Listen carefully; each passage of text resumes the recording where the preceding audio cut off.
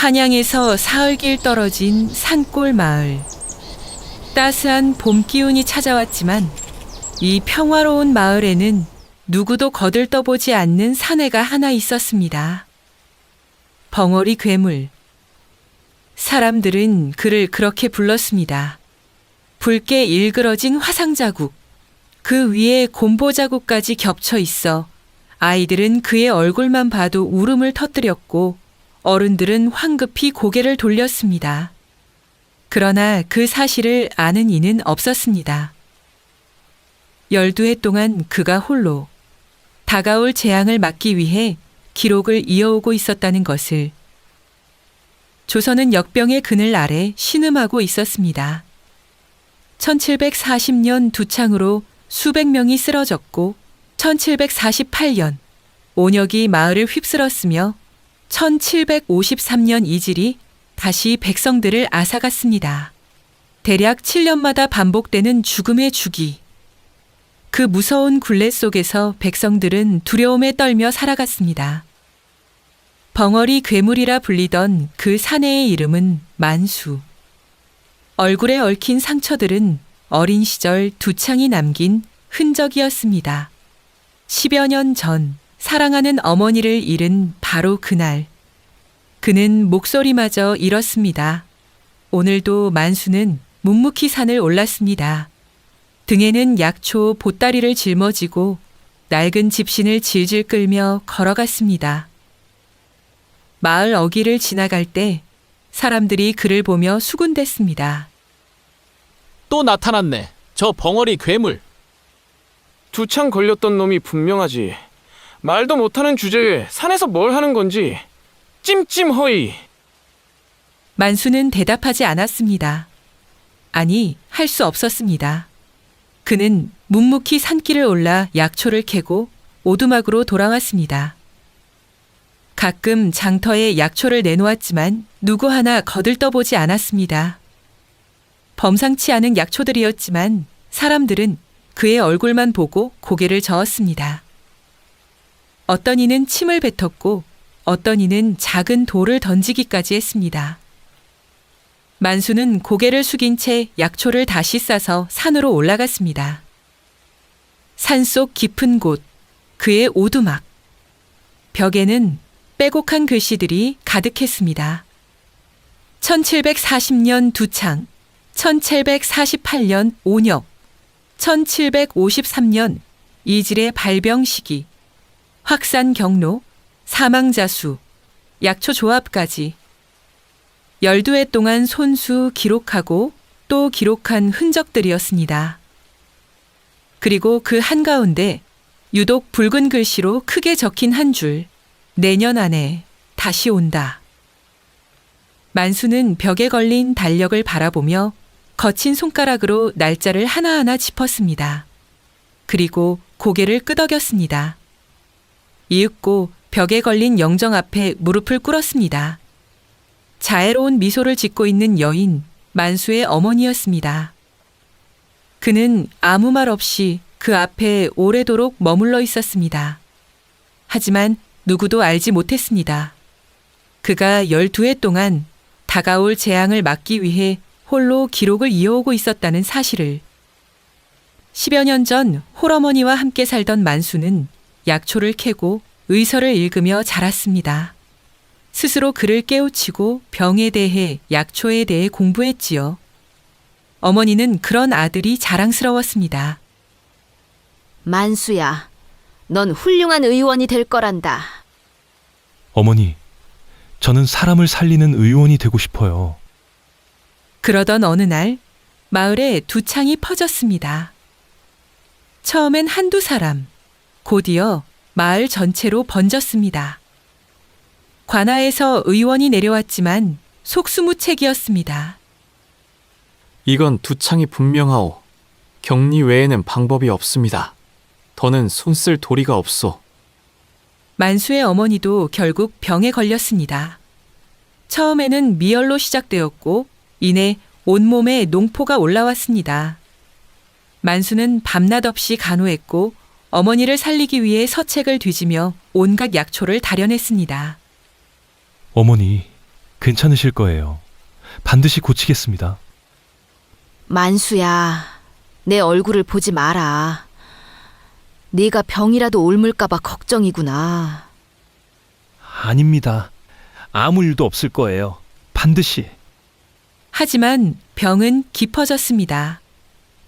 그날 밤 만수는 어머니의 손을 꼭 잡고 있었습니다. 어머니는 힘겨운 숨을 몰아쉬며 마지막 말을 남겼습니다. 만수야, 내 목소리로 누군가를 지켜주렴. 그 순간 어머니는 눈을 감았습니다.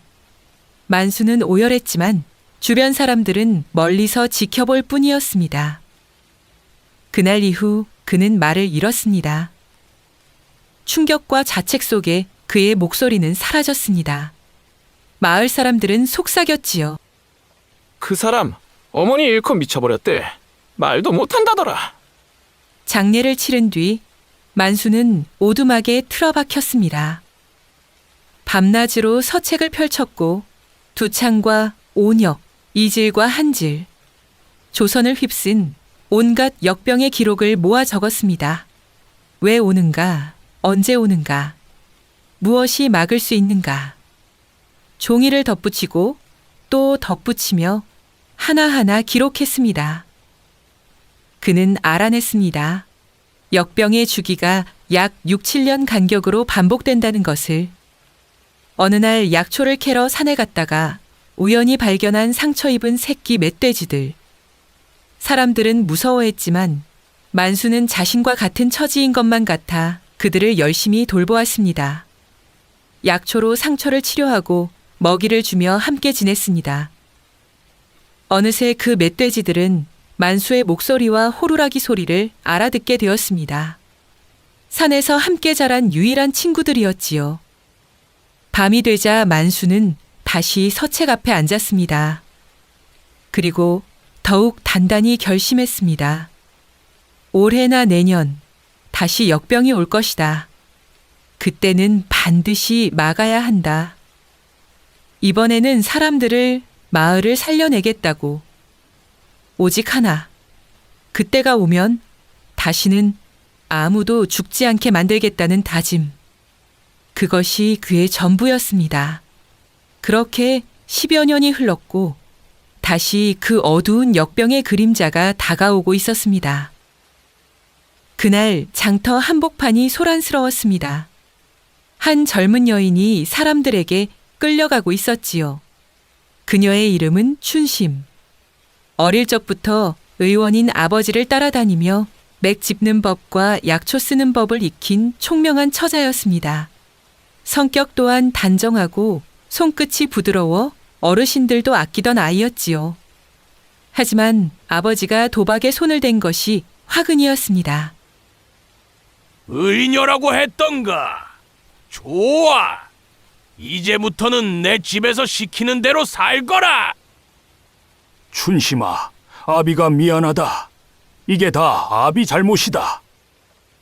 괜찮아요, 아버지. 저는 어디서든 살아갈 수 있어요. 걱정하지 마세요. 하지만 김진사는 그 말마저 못마땅했는지 손을 들어 춘심의 뺨을 내리치려 했습니다. 그 순간 거칠게 뻗어오던 손목이 어딘가에서 갑자기 멈추었습니다. 아무도 예상치 못한 사람이 그를 막아섰습니다. 사람들이 숨을 들이켰습니다. 아니, 벙어리 괴물이다. 만수는 아무 말도 하지 않았습니다. 그저 춘심 앞으로 한 걸음 나아가 그녀를 감싸 안았습니다. 내 놈이 감히 나를 막아? 주먹이 휘둘렸습니다. 만수의 입가에 피가 번졌지만 그는 물러서지 않았습니다. 김진사는 더 세게 밀치려 했지만 만수는 두 팔을 넓게 벌려 춘심을 보호했습니다. 그 모습은 말 한마디 없었지만 분명히 말하고 있었습니다. 두려워하지 마시오. 내가 지키겠소. 김진사의 주먹이 다시금 만수를 향해 올라갔습니다. 사람들은 숨만 몰아쉬며 지켜보고 있었지요. 그때였습니다. 만수가 허리춤에서 작은 대나무 호루라기 하나를 꺼냈습니다. 그는 한 번도 내지 않던 숨을 깊게 들이마시고 그 호루라기를 힘껏 불어 올렸습니다. 산 전체가 울리는 듯한 길고 날선 소리였습니다. 잠시 후 숲 저편에서 굵은 소리가 울렸습니다. 산에서 함께 나고 자란 멧돼지 2마리가 장터로 그대로 돌진해 내려온 것입니다. 사람들은 혼비백산하며 사방으로 흩어졌습니다. 김진사 일행 또한 허둥지둥 몸을 피했고 그 틈에 만수는 춘심의 손을 잡아 산길 쪽으로 달려갔습니다. 지금 방금 그 멧돼지들은 만수는 대답하지 않았습니다. 그저 산의 냄새가 밴 손으로 춘심의 손을 놓지 않은 채 고개만 끄덕였습니다. 익숙한 듯 산길을 내달렸고 춘심은 간신히 따라붙었습니다. 이윽고 오두막에 다다랐습니다. 만수는 춘심을 안으로 들이고 문을 걸어 잠갔습니다. 춘심은 만수의 상처를 조심스레 치료해 주었습니다. 장터에서 맞은 상처는 깊었습니다. 피는 멎지 않았지만 만수는 아픔을 내색하지 않았습니다. 춘심은 잠시 손을 멈추고 물었습니다. 왜 저를 도우신 건가요? 저와는 아무런 인연도 없잖아요. 게다가 당신도 위험해질 게 뻔했는데. 만수는 말없이 고개를 저었습니다. 목소리는 없었지만 그의 눈빛은 단단하고 고요했습니다. 춘심은 벽 가득 붙은 종이와 기록들을 바라보았습니다. 발병 시기, 확산 경로, 약초 조합, 서책 더미, 그리고 수많은 덧칠과 수정. 그것은 누군가가 12해 동안 잠과 말을 버려가며 쌓아올린 생의 무게였습니다. 이걸 혼자서 다 하신 건가요? 만수는 고개를 끄덕였습니다. 바깥에서 거친 발소리가 들렸습니다. 이 근처라 들었소. 벙어리 오두막이 어디냐? 저 위쪽입니다. 산 중턱에. 김진사가 관아에 거짓 고발을 한 것이었습니다. 춘심을 납치하고 재산을 빼앗았다는 누명. 관졸들이 들이닥쳤습니다. 만수는 춘심을 오두막 뒤 동굴로 이끌었습니다. 당신은요? 같이 숨자고요. 제발요. 만수는 고개를 저었습니다. 동굴 입구를 덮고 홀로 오두막으로 돌아갔습니다. 문이 거칠게 열렸습니다. 문 열어.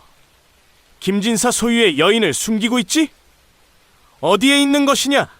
말 못하면 손짓이라도 해. 만수는 고개를 저었습니다. 주먹이 날아와 그의 뺨을 쳤습니다. 만수는 쓰러졌지만 반격하지 않았습니다. 포졸이 혀를 찼습니다. 됐다. 여긴 아무것도 없어. 다른 곳을 찾아보자. 결국 포졸들은 아무 증거도 찾지 못한 채 물러갔습니다. 춘심은 동굴에서 뛰어나와 만수를 부축했습니다. 이렇게까지 다치면서 제가 뭐라고요? 왜? 만수는 창밖을 가리켰습니다. 마을 어귀에 한 사람이 붉은 반점과 고열로 쓰러지고 있었습니다. 저건 혹시 두창?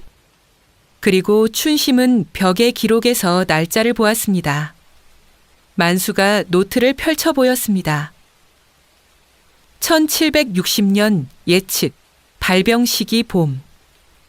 춘심의 입이 벌어졌습니다. 정말로 맞았군요. 12해 동안 연구한 것이. 12해의 고독과 두려움의 연구. 그리고 그 첫 징조가 시작된 순간이었습니다. 다음 날 아침, 마을은 두려움에 잠겨 있었습니다. 첫 환자가 발견된 지 하루 만에 10명이 더 쓰러졌습니다. 모두가 고열에 시달리고 붉은 반점은 퍼져올라 골마오르고 있었습니다. 숨을 마시는 것조차 고통이었습니다. 1740년, 1748년, 1753년, 이번엔 7년 만인가?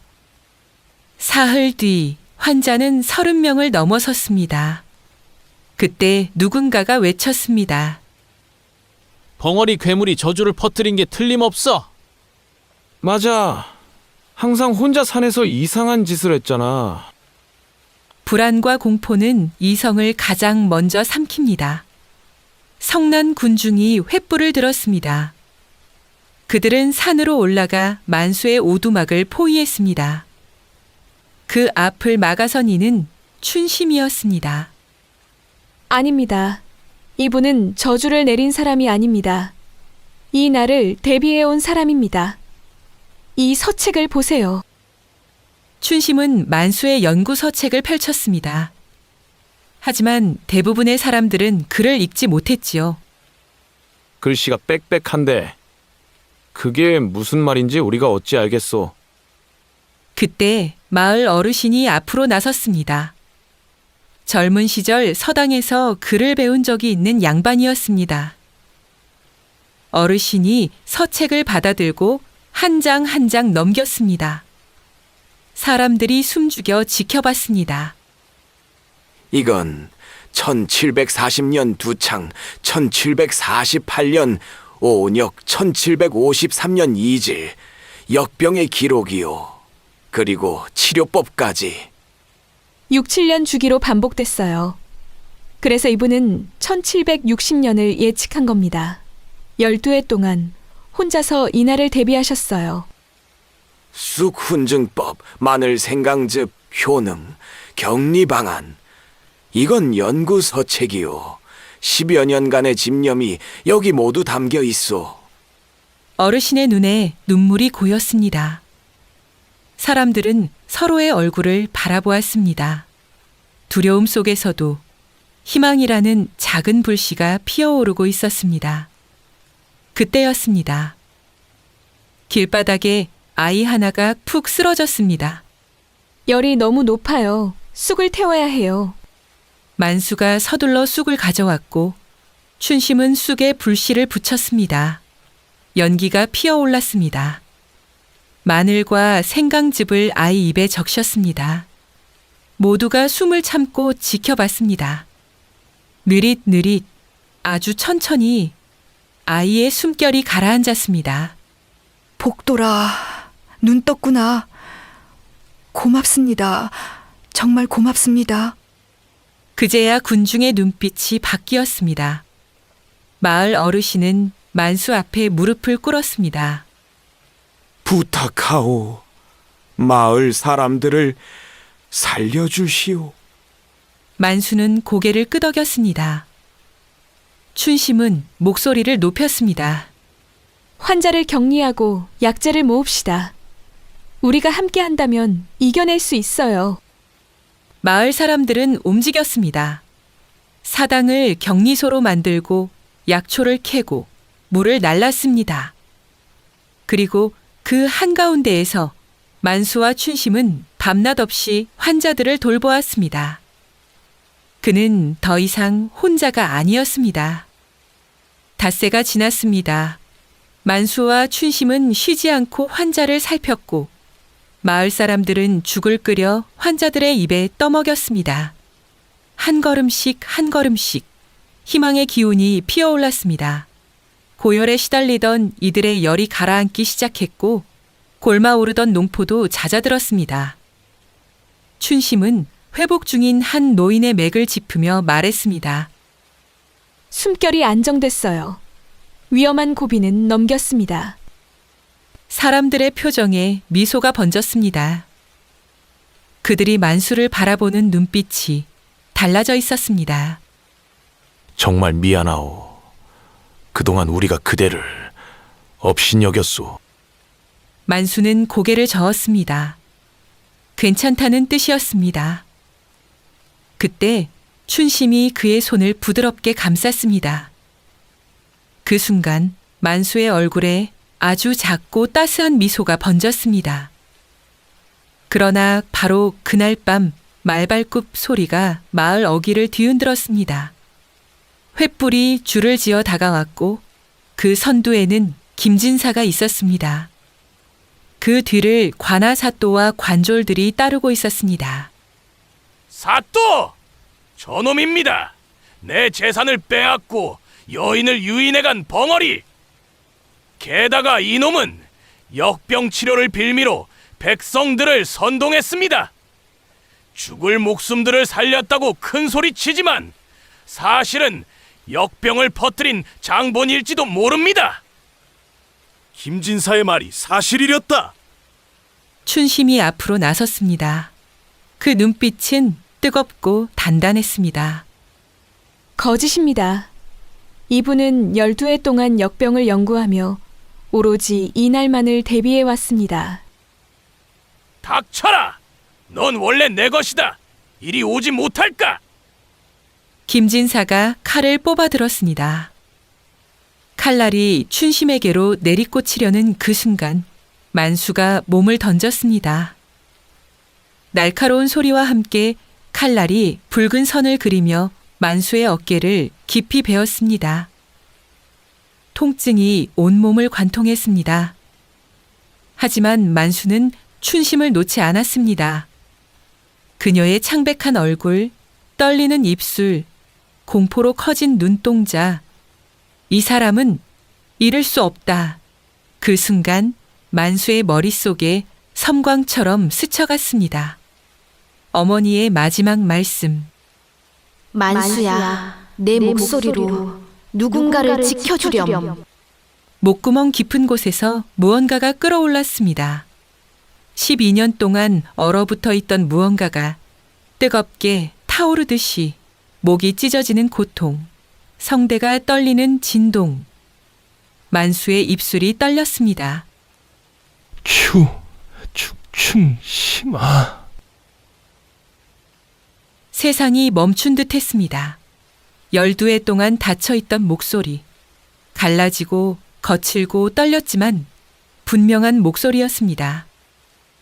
장터도 사람들도 불빛도 모두 숨죽였습니다. 만수는 춘심을 감싸 안고 무릎을 꿇었고 피가 그의 옷을 적셨습니다. 나리, 괜찮으세요? 지금 분명 말을 하셨는. 춘심, 괜찮소? 그 목소리는 엉켜 있었고 서툴렀지만 분명 소리가 나고 있었습니다. 괴물이라 불리며 목소리를 잃고 살아온 사내의 12해 만에 첫 말이었습니다. 사또 나으리! 만수는 역병을 맞고 수십 명을 살렸습니다. 절대 죄인이 아닙니다. 정작 죄인은 김진사입니다. 백성의 곡식을 빼앗고 빚을 핑계로 여인을 들였으며 소장농을 괴롭혔습니다. 이 서책을 보십시오. 12해의 기록입니다. 이분이 없었다면 마을은 전멸했을 것입니다. 사람들의 외침이 파도처럼 번졌습니다. 사또는 서책을 한 장씩 넘겨보았습니다. 그의 표정이 경이로움으로 물들었습니다. 이건 범상치 않은 기록이요. 김진사, 자네는 백성을 해치고 목숨을 위협하였고 무고한 자를 거짓으로 누명을 씌우려 한 죄가 크다. 당장 포박하여 관하로 압송하라. 이놈들, 감히 내가 누군 줄 알고 놓아라, 놓아! 김진사는 끌려갔습니다. 춘심은 피투성이가 된 만수를 부축하며 울음을 삼켰습니다. 왜 당신이 다쳐야 해요? 정말 바보 같으니. 말 서툴어. 그래도 괜찮소. 괜찮아요. 천천히 말해요. 평생 들어줄게요. 사람들은 둘을 바라보았고 누군가 박수를 쳤습니다. 한 사람 또 한 사람. 환자들도 일어나 만수와 춘심을 향해 깊게 고개를 숙였습니다. 12해 동안 외면받던 사내는 그날 밤 마을의 희망이 되었습니다. 열흘이 흐르는 동안 마을의 환자들은 하나둘 기력을 되찾았습니다. 숨이 고르게 이어지고 열은 가라앉고 골맞던 상처도 아물어갔습니다. 만수와 춘심은 마지막까지 최선을 다해 사람들을 돌보았습니다. 그런데 그 즈음 만수가 갑작스레 쓰러졌습니다. 춘심은 놀라 달려와 그의 이마를 짚었습니다. 고열입니다. 그동안 너무 무리를 하셨어요. 이번에는 마을 사람들이 나섰습니다. 그들은 교대로 밤을 새며 만수의 곁을 지켰습니다. 물을 먹이고 약을 다려주며 정성껏 그를 보살폈습니다. 이분 덕에 우리가 살았으니 이제 우리가 갚을 차례지요. 12해를 혼자서 버텨온 분 아닙니까? 이제 그분은 혼자가 아니외다. 사흘 후 만수는 눈을 떴습니다. 그의 곁에는 춘심이 손을 꼭 잡고 있었습니다. 그는 어눌한 발음으로 겨우 춘심을 불렀습니다. 정신 드셨어요? 다행이에요. 정말 다행이에요. 만수는 몸을 일으켜 오두막 밖을 바라보았습니다. 마을 사람들이 모두 서서 그를 향해 고개를 숙이고 있었습니다. 마지막 환자도 회복했소. 한 명도, 단 한 명도 잃지 않았소이다. 만수의 눈에 눈물이 고였습니다. 춘심이 그의 어깨를 다정히 감싸 안았습니다. 해냈어요.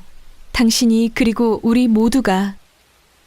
우리 함께 그의 한마디에 사람들은 박수를 쳤습니다. 12해의 고독, 침묵 속에서 쌓아온 기록, 그 모든 날들의 대답이 그 자리에 서 있었습니다. 1년 후 마을 어귀의 작은 집, 그 앞에는 만수 약방이라는 현판이 걸렸습니다. 벙어리 약초꾼 만수와 의녀 춘심이 함께 운영하는 약방이었습니다. 사람들은 그 문을 열고 들어와 몸과 마음을 내맡겼습니다. 만수는 여전히 말이 서툴렀지만 그의 손길에는 진심이 담겨 있었습니다. 사람들은 그것을 알고 있었습니다. 해가 저물 무렵 만수는 오두막에 들렀습니다. 영정 앞에 무릎을 꿇었고 곁에는 춘심도 함께 있었습니다. 어머, 네 약속지 켰습니다. 한 사람도 질지 않았습니다. 어머님도 분명히 기뻐하실 거예요. 이제 당신은 혼자가 아니에요. 오두막 벽에는 새로운 기록이 붙어 있었습니다. 1765년에서 1768년 예측, 함께 대비. 춘심이 부드럽게 말했습니다. 다음에도 함께 준비해요. 좋소, 함께. 만수 아저씨, 안녕하세요. 약방 앞을 지나던 아이들이 만수를 향해 손을 흔들었습니다. 만수는 어색하지만 따뜻한 손짓으로 답했습니다. 그를 괴물이라 부르던 사람들은 이제 그를 마을의 수호자라 불렀습니다. 12해의 고독이 만들어낸 기적. 괴물이라 불렸던 사내. 그는 말을 잃었지만 생명을 살렸습니다. 그리고 사랑을 얻었습니다. 어머니의 마지막 말처럼 만수는 자신의 목소리로 누군가를 지켰습니다. 그의 목소리는 서툴렀지만 그 한마디가 마을의 기도가 되었습니다.